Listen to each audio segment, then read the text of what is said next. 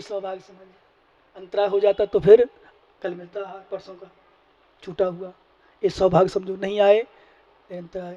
कई लोग महाराज सोचो कितना सौभाग्य मानते हो महाराज को लाने पर, इसलिए ध्यान रखना अपना सौभाग्य बनाओ, महाराजों को लाओ, खूब लाओ। अब मुझे कह के मत लाना 2-3 दिन के लिए चलो महाराज, क्या 2-3 दिन के लिए कह के मत लाना। अब कहना महाराज चलो आप तो, वो अच्छे दिन रुको, और मैं अपने पुण्य पे जीऊंगा, चिंता मत करना। ये घर घर चौका लगाएंगी माताएं, कह दूंगा माताओं तुम रोज दाल रोटी सब्जी खाते हो ना, खाते हो ना, बोलो कितनी खाते हो दाल रोटी सब्जी, खाते हो ना, शुद्ध बनाओ, शुद्ध बनाओ भोजन, मन बनाओ महाराजों के लिए, दाल रोटी सब्जी बनाओ, तुम्हारी शक्ति नहीं है, जो खाते हो वही बनाओ, शुद्ध बनाओ, पड़गान करो, महाराज आ जाए तो उनको आहार करा दो, आहार करने के बाद भोजन करो। विश्वास करना तुम्हारे घर में कभी कमी आएगी नहीं, क्योंकि जिस घर में साधु के चढ़ पड़ जाते हैं, उनके यहां आहार ले आते हैं, उस घर में कभी कमी पड़ती ही नहीं है। निरंतर बढ़ता हुआ धन होता है, कभी अजमा लेना, देख लेना। व्यापारी जो हो, सर्विस वालों तो इसलिए भाई फिक्स है उनका, पर सर्विस वाले भी पता नहीं कहां से कौन सा 7वां वेतन आयोग, कौन सा 8वां वेतन आयोग, और कौन से नरेंद्र मोदी, कौन से अशोक गहलोत कौन सी स्वीकृति दे दें सरकारी को भी, सर्विस वालों को भी कुछ नहीं कर सकते।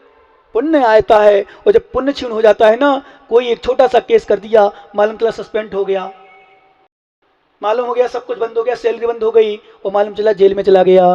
वो एक व्यक्ति भगवान की आराधना कर रहा है, गुरुओं की सेवा कर रहा है, दान दे रहा है, मालूम चला पता नहीं कौन कौन से ऑफर आ रहे हैं। क्यों भाई साहब, होता कि नहीं? पता नहीं कौन कौन से ऑफर आ रहे हैं, कौन कौन से धन बढ़ गया। 30,000 रुपया क्विंटल गमार चली गई, आज 3,000 कितनी बची अभी, 4,000, 30,000 की 4,000। क्यों? पापी जो रह गए वो 4,000 बची, पुण्यात्मा 30,000 की बेच गए 4,000 वाली, समझ गए ना। 15,000 रुपए किलो चांदी रखी, 60,000 की बेच गए, 65,000 की बेच गए, और 60,000 की खरीदने वाले 40,000 नहीं बिक रही। क्यों? 60,000 की जब हो गई तो 70,000 की जब चांदी हो गई, लोगों ने सोचा 1 लाख पहुंचे ली, 1,000 जाओ ली, बाटा चली गई चांदी, घाटा की डांट हो गई, कुछ नहीं बचा, कुछ नहीं बचा। विश्वास मानना, 40-60,000 रुपए किलो चांदी, 60,000 रुपए किलो चांदी, अभी भी वो चांदी वाले बैठे मेरे पास, यहां नहीं बाहर, 60,000 रुपए किलो चांदी खरीदी। विश्वास करना 70,000 की होगी, बेची नहीं, क्योंकि 1 लाख की होगी, आज 40 से ऊपर नहीं बढ़ रही 4-5 साल से। और कुछ लोग ऐसे थे जिन्हें 15,000, 16,000, 17,000 में खरीदी, और जैसे ही रेट बढ़े उन्हें 20,000 तक में खूब खरीद ली, और जैसे ही 50 के ऊपर पहुंची, भाई साहब लोग नहीं करने माने तो बेचना चाहिए, दोनों रेट कमा लियो। क्यों? बुद्धि चल गई, पुण्य उदय आता है तो बुद्धि अच्छी चल जाती है, और रेट बढ़ जाते हैं। सरसों में लोगों ने खूब कमाए, और विश्वास मानो अभी मैं देख के आऊँ एक जगह है, मैं नाम नहीं लूंगा, दिवालिया हो गया बेचारा, 3 करोड़ का घाटा लगा है टोंक जिला में, बेचारा पता ही नहीं कहाँ है अभी, पूरा परिवार। कितना? 3 करोड़ रुपया का। और सामान्य व्यक्ति के लिए, ताराचंद के लिए हो कुछ ना हो मुझे पता नहीं, पर उसके लिए बहुत कुछ है। 3 करोड़ तो भाई साहब, 3 करोड़ में संत भवन बना दूं, अच्छा आलीशान मिल जाए ना, 3 करोड़, 1 करोड़ में तो आलीशान बना दूं। ये कहते ना महाराज मैं समझ लूँ कि 1 साल मैंने घाटे लगी हो, हमारी तरफ से ले लो 1 करोड़ 11 लाख, मैं तो कहीं भीख नहीं मांगने पड़े कहीं से, कोई इसी से भी। हाँ 3 करोड़ घाटा, सच में 2.5 करोड़ तो बिल्कुल दे नहीं लेना, और पकड़ जाए तो पता नहीं क्या स्थिति बनी। पूरा परिवार, दोनों भाई पत्नी बच्चे सब घूम रहे अलग, मतलब बिना सूचना के। अब वहाँ की समझो ओहो, जब पाप कर्म का उदय आता है, जब पाप कमल का उदय आता है तो कहते हैं चमड़ी उधेर लेता है, जब पुण्य कर्म को उदय आता है तो छप्पर फाड़ के दे जाता है। कहते हैं ना, जब पुण्य कर्म को उदय आता है, पता नहीं रेट कहां से बढ़ते हैं। 30 रुपए किलो के चना 60 रुपए किलो बेचते हुए मैंने देखा है, 70 रुपए किलो बेचते हुए देखा है, और 60 रुपए किलो के चना अब 35-40 बचे हैं। अब बढ़ गए तो मुझे पता नहीं रेट, क्या रेट बचे हैं बताओ ना। क्या नहीं गल्ला व्यापार नहीं है क्या? क्या यहाँ कोई नहीं गल्ले व्यापारी? चलो कोई बात नहीं, शहरों में कहाँ रखा गल्ला है। हाँ 45 हो गए, मतलब 40 से 45 हो गए, बढ़ गए। 35 के खरीदी रखी कुछ लोगों को, कभी 45 हो गए। 1,000 रुपये कुंटल, एक साथ बढ़ेगा 100 कुंटल में 1 लाख। भाई साहब से कहूँगा 50,000 दे दे, मैंने 51,000 की सिला रख ले जिसके चना रखे होंगे। हाँ बढ़ गए, तू समझ लेना 5 रुपए कम बढ़े। विश्वास करना पुण्य आया कैसे? क्योंकि दान से, त्याग से कभी भी कमी नहीं होती है। नोट कर लेना, दान से, त्याग से कभी कमी नहीं होती है। विश्वास करना। मैं आपसे पूछना चाहता हूं, यदि आपके घर में कोई क्या कहते हो नकाबपोश 4 लोग पहुंच जाएं और तारे घर में पहुंच जाए, लगाते सामने, निकाल तिजोरी की चाबी, दे निकाल जितना माल हो, कहीं करेला बाबा ठेंगा जी, ठेंगा दिखाओ लो कहीं करेला है। विश्वास करना, सच कहता हूं, लाखों रुपया यूं ही निकल जाते हैं। जब कोई बंदूकधारी मिलता है, हे ज्ञानी बंदूकधारी आए, उसके पहले गुरुओं के चरणों में समर्पित कर दो तो बंदूकधारी आएगा ही नहीं। ऐसा भी ज्ञानी था जिसके पास करोड़ों की संपदा थी, चोर घुस गए, रात्रि में सब सो रहे दूसरे कमरे में, सच बता रहा हूं, चोर ने पूरी आनी छाना बानी कर ली, सब कुछ कर लिया, जहां माल था वहां हाथ भी नहीं गया, रात में खाली निकले, सच बता रहा हूं, रात में खाली निकले, जहां सब कुछ था वहां हाथ नहीं पहुंचा, सब कुछ तिजोरी खोल डाली उसने, अलमारी खोल डाली, कपड़े फैला दिए, बिस्तर बेड वगैरह खोल के फाड़ के अलग कर दिए, लेकिन जहां माल था वहां गया ही नहीं है। क्यों? क्योंकि इतना पुण्य किया था उसने, साधुओं को आहार दिया था, चौके लगाए थे, दान दिया था, संत भवन बनाया था, हमेशा साधुओं का प्रगान किया करता था, दान देता था। विश्वास करना, रोज घंटों घंटों भक्ति किया करता था भगवान की। वो पुण्य कहां जाएगा? चोर क्या, दुनिया का कोई भी आ जाए तो भी उससे नहीं छीन सकता, क्योंकि पुण्य उसके सत्ता में है।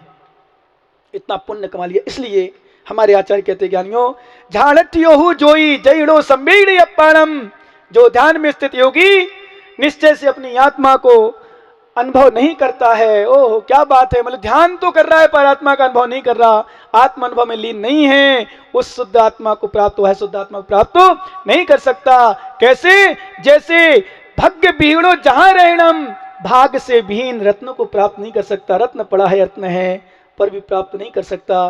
क्यों? भाग्यहीन को ना मिले भली वस्तु का योग, दाख पके जब काक के, होत कंठ में रोग। जब अशुभ कर्मोदय आता है, विश्वास मानना, तो भाग्यहीन को कुछ अच्छी वस्तु नहीं मिलती है। आपका किस्मत है, भाग्य है, पुण्य है, जिन्होंने भी सौभाग्य लिया है, चाहे कमरे बनाने का हो, चाहे स्वर्ण शिला रखने का हो, चाहे दीक्षशिला रखने का, चाहे मुख्य शिलान्यास कर्ता का, चाहे हाल निर्माण पुण्यार्ज बनने का, कुछ भी लिया हो, समझ लो हमें पुण्य लिया है, सौभाग्य लिया है। हमने अंगली भाव के लिए अपना धर्म के बैंक में पुण्य का बैलेंस बना लिया है।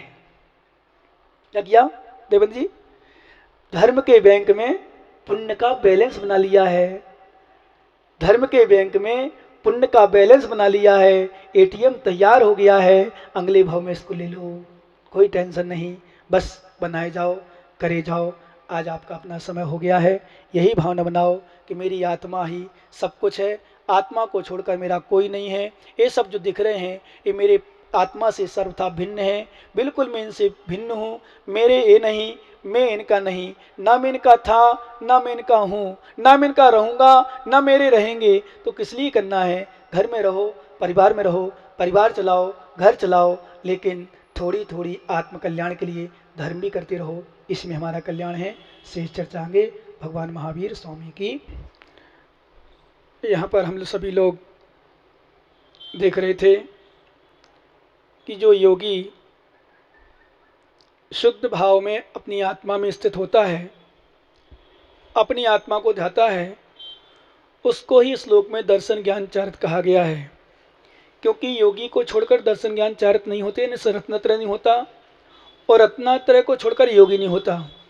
अभी मंदिर में थे जब हम, तो किसी ने कहा मैं योगा करके आई हूँ, तो मैंने कहा योगा करके आई हूँ, मैंने योग कर लेती, योगी के पास चले जाती तो कल्याण हो जाता। आज योगा में लगे लोग, योग में नहीं लगे। क्या?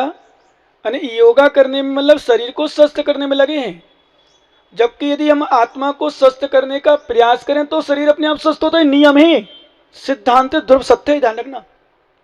क्या? यदि हम शरीर को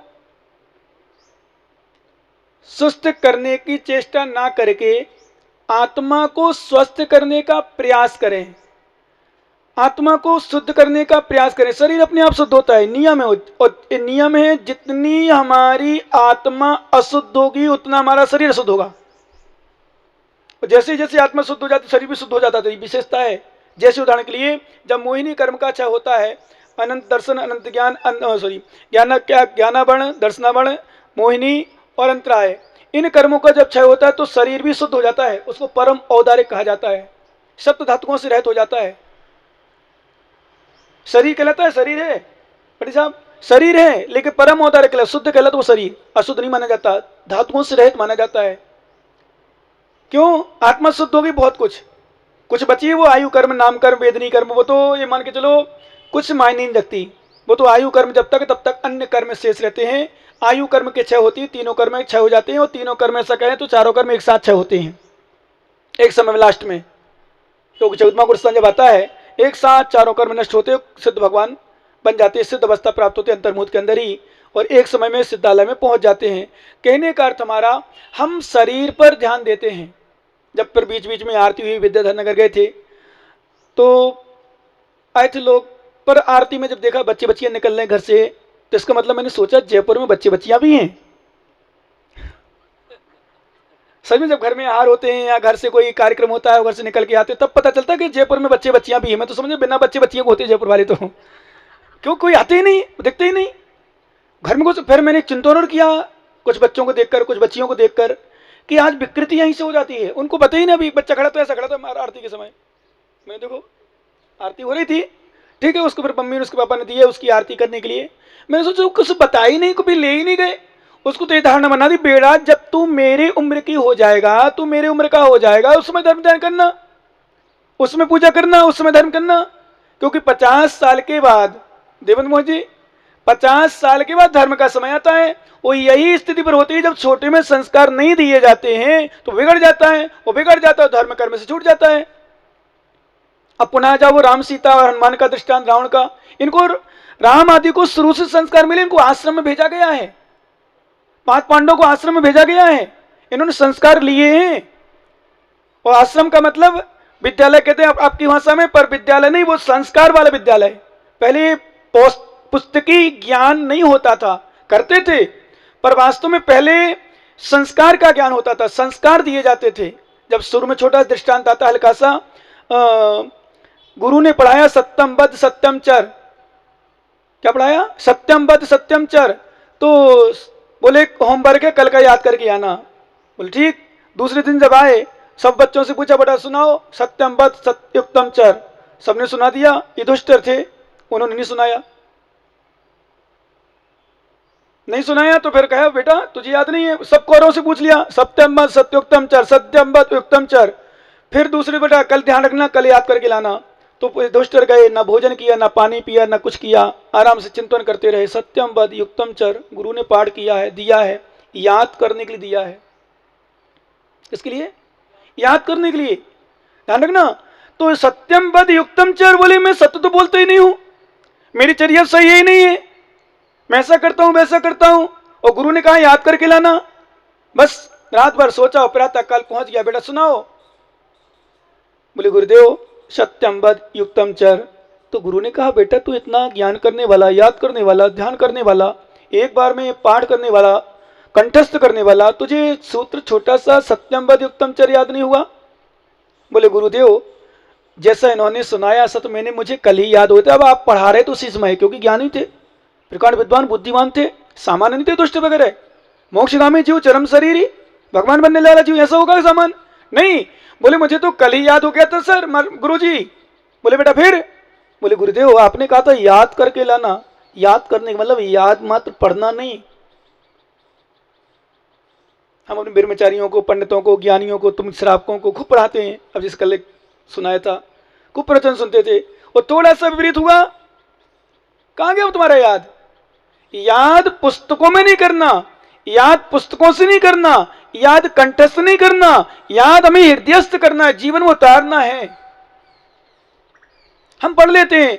तो उन्होंने कहा गुरुदेव मैं आज तक झूठ बोलता था, मैं पाप करता था, मैं सही मेरी चर्या के आज नियम ले लिया, मैं झूठ नहीं बोलूंगा, मैं सही मार्ग पर चलूंगा। तब मैंने सुनाया है। कहने का अर्थ वास्तव में पहले आश्रम हुआ करते संस्कार वाले, पहले विद्यालय नहीं हुआ करते थे, पहले आश्रम हुआ करते, गुरुकुल हुआ करते थे। गुरु चरणों में रह करके ये नियम था, बच्चे हो चाहे बच्चियां, क्योंकि बच्चियों का भी आश्रम अलग हुआ करता था और बच्चों के भी अलग हुआ करते थे। तो पहले नंबर, सबसे पहले नंबर नियम रहता था ब्रह्मचर्य व्रत से रहना है।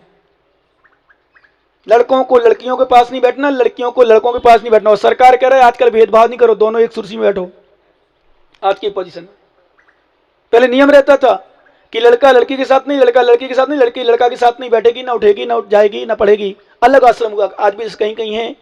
संस्कार हुआ करते थे। पहले नंबर जब आश्रम में प्रवेश किया करते थे, सबसे पहले नंबर ब्रह्मचर्य व्रत लिया जाता था, क्योंकि बिना ब्रह्मचर्य व्रत धारण किए शिक्षा में उत्थान नहीं हो पाता है, संस्कारों की वृद्धि नहीं हो पाती है, माता पिता की केयर नहीं कर पाते हैं, माता पिता की मर्यादा नहीं रख पाते हैं। आज स्वतंत्र घूम रहे, स्वतंत्र कर रहे, क्यों? क्योंकि ब्रह्मचर्य व्रत खत्म हो गया। झूठ बोलने में नंबर 1, मायाचारी करने में नंबर 1, कर्म करने में नंबर 1 है ही। और पता नहीं कहां कहां घूमते, क्यों? ब्रह्मचर्य नहीं है। तो बिल्कुल आज मोबाइल, अभी रास्ते में था तो मोबाइल चले थे लोगों के, और चोरियों की जेब में मोबाइल लेने लगे। महिलाएं भी बढ़िया खोस लगी, यहाँ खोस के आती हैं बल्कि मोबाइल, भले काम कुछ नहीं पड़ता हो। और किसी से कह दो माता से, माता थोड़ी देना मोबाइल बात करना, बोले बैलेंस खत्म हो गया। और पर्ची के ज्यादा, हाँ। और कभी कभी कहते हैं कि वो टैरिफ डलवाना, तो टैरिफ डालना भूल गई, वो सोच रहा 2-4 दिनों में खिसक जाए। ये माताओं की आदत है, तो फिर भी डलाए, मोबाइल रखे हो। रहने दो भाई साहब, अब बाबा बिराज जाओ, रख दो बस। अब तो कुर्सी वाले आएंगे, जब वो आएंगे। क्या मोबाइल फैशन चल गई कुछ तो। और 99% मोबाइल ने बिगाड़ा है, सुधारा नहीं है। क्या किया है? वर्तमान की पीढ़ी में पीढ़ी को बिगाड़ने का सबसे बड़ा हाथ यदि किसी का है, वो मोबाइल का है। ध्यान देना विशेष, और गौर करना आप लोग। आज जो वर्तमान की पीढ़ी बिगड़ रही है, उसका मूल कारण है, उसका मूल कारण क्या है? मोबाइल आ गया। और मोबाइल एक ऐसी चीज, उसमें सब कुछ आ रहा है, सब कुछ देखते हैं, सब कुछ करते हैं, सब कुछ जाते हैं। मोबाइल में शादी होने लगी, इंटरनेट चलाओ, गूगल चलाओ, फेसबुक चलाओ, यूट्यूब चलाओ, सब कुछ चलाओ, आप उसमें सब देखो है। नहीं, पंडित जी तो फिर भी ठीक है, चलो शास्त्र देखने पर एक मोबाइल में काम चला लेते। संगत जी को दोष मत देना, आप अपनी बच्ची को दोष देना। और तुम पंडित जी को क्यों पकड़ते बेचारे सीधे साधे? उन्नत से रहता भी बताओ, स्वर्णशिला लिखाई, तुम लिखाओ स्वर्णशिला, लिखाओ स्वर्णशिला, बोलो आज। हम फिर पंडित जी दोष देंगे, हम नहीं मानेंगे ऐसे। तो फिर पंडित को दोष दे रहे? पंडित जी को तो अच्छा काम किया है, हमने क्या कहा, इसलिए 99% कहा भाई सब सुना करो ध्यान से, कान खोल के। अरे सुनो तो, सब कुछ होगी, शांत होगी, पंचगण कराने लगे उसमें। संगीतकार माइक, वो पुस्तक डायरी नहीं रखता आजकल, मोबाइल रखता है। कलाकार आया था सौरभ, वो मोबाइल से काम पूरा उसमें रहता है। 1% छोड़ दिया ना भाई साहब, इसलिए आपके लिए नहीं छोड़ा हमने, इसके लिए उन्हीं के लिए छोड़ा है।